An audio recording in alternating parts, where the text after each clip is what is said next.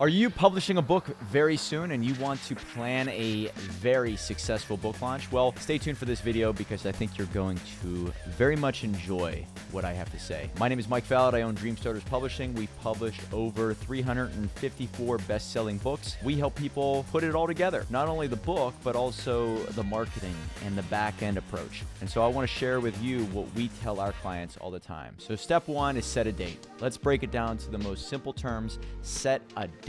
Put it on the calendar. What gets measured gets managed. What gets scheduled gets done. Put it on the calendar and then talk about it all day, every day, that you are putting out a book. A book is coming out within 45 days, 60 days, 90 days, whatever it is.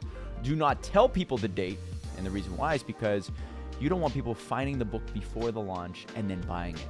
You want to talk about the book is coming out. Book is coming out. Emails, text messages, social media posts, nonstop all the time. I'm putting out a book on August 10th called Never Say Die. So I'm wearing a shirt. I'm talking about it.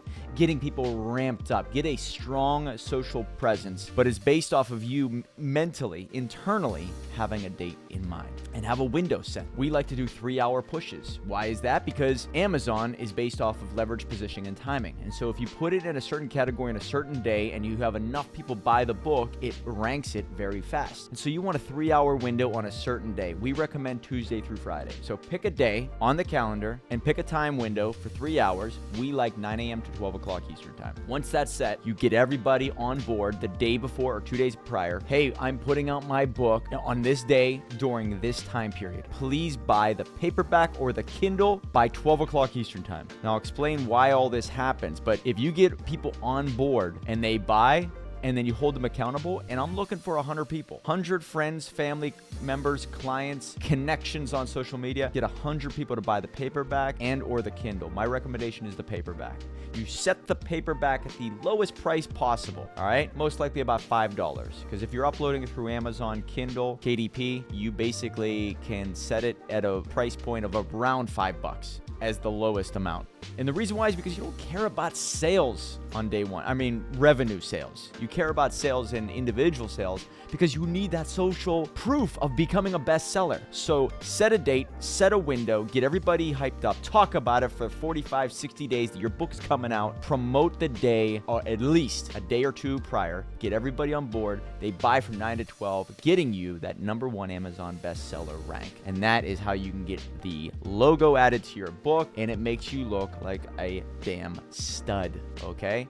Now you have social proof behind you. Individuals who believe in you if they see other people believe in you. First, you have to believe in yourself, but nobody will believe in you until you believe in yourself. But what's cool about this is that once you have social proof, it's almost like a snowball. Individuals see the excitement around your brand, around your name, around your book, and they say, well, if the market has already tested that person and proven that individual to be a winner, I might as well give them a little bit of my attention. I trust them a little bit more. So get the bestseller rank. Number 2, get reviews. Reach out to all the individuals who bought the book the following day and just say, hey, please leave a review. I have interviewed hundreds and hundreds and hundreds of people on my podcast. Probably over 1,500 entrepreneurs in total, maybe 2,000 at this point. And I will tell you, when I look for their book on Amazon, I do look at their reviews.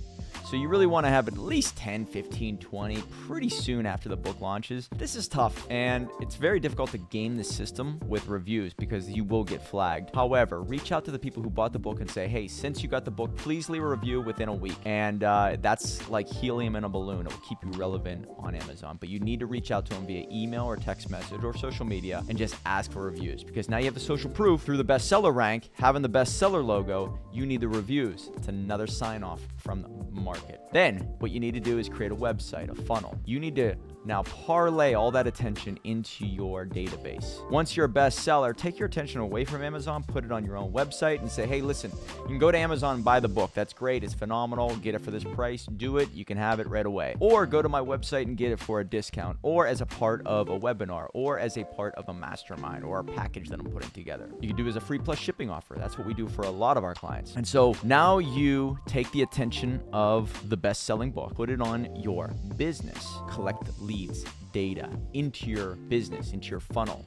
We use bookmarketingcrm.com if you want to use what we use. This is what we recommend to all of our clients. But once you have a book, turn it into a business, and that's what we help our clients do. So once it's set up, a website, giving away the book, selling it for a discount, having it as a part of some type of other package, make it so individuals can go in there, put in their information, and then have it shipped to them. Now, in order for this to happen, you need a fulfillment center. Either you buy the books directly from Amazon and keep them in your warehouse, or ship them to a warehouse like ours, and we do the fulfillment for you. So you have it as a hands-free setup and make it easy for you to just keep promoting your business rather than worrying about packaging and shipping and all that. Once you have the website set up and the book on Amazon, now you take this book and you ship it to individuals who have podcasts.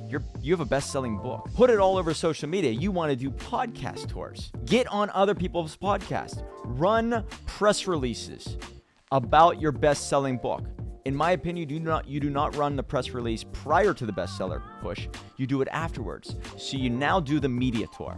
Podcasts, press releases, articles, media everywhere. And therefore, you start to pop up on Google quite easily. If anybody Googles your name or ChatGPT's your name, you want it to come up as a best-selling author.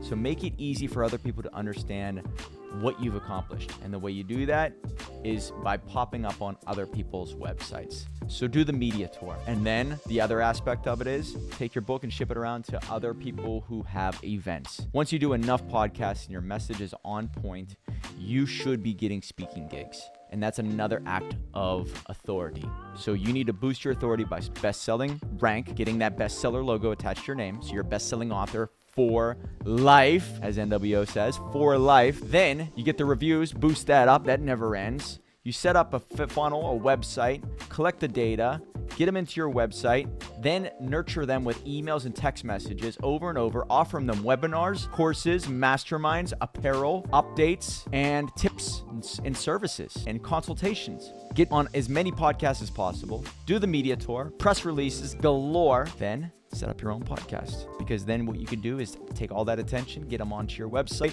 and interview people that are relevant to the book. You take that podcast episode, create a blog around it, give it to the guests share it out on LinkedIn, and now you are giving a reason for your guest to promote your brand. And people will listen to you, potentially fall in love with you as a person and as a company, or maybe not. But now you're popping up everywhere. And you are now serving the people that you want to serve in the beginning, and then serving others who are maybe way further than you, right? They have a platform on your podcast. So serve the many, for service to the many leads to greatness. And that is a successful book launch. And it never ends, right? So the launch is one piece, but it shouldn't be a roller coaster up and then down. If you truly love the message that's in the book, you will talk about it all day, every day. The brand itself will turn into apparel. It will turn into new webinars. It will turn into new speaking gigs, turn into new social media posts. And if you do this the right way, you can start to open up your social media posts or social media accounts, look at all your posts, start doing the hashtag never say die book. When you start to now have a hashtag associated with your book, as time goes on and individuals get your book and they leave the hashtag, it's another act of social proof. But when you ship out this book and you ask them to do the same, you are now giving them a reason to promote your book.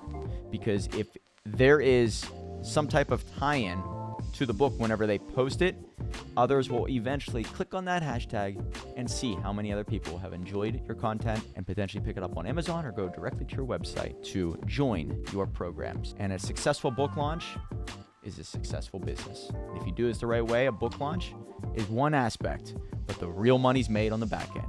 And if you need any help with this, we're here for you. My name is Mike Fallat. I own Dream Starters Publishing and the $1 Million Book Agency. So if you need help with any aspect of what I just talked about, we're here for you. Reach out. A successful book launch is waiting. Get in touch with us because $1 million book will lead to $1 million life.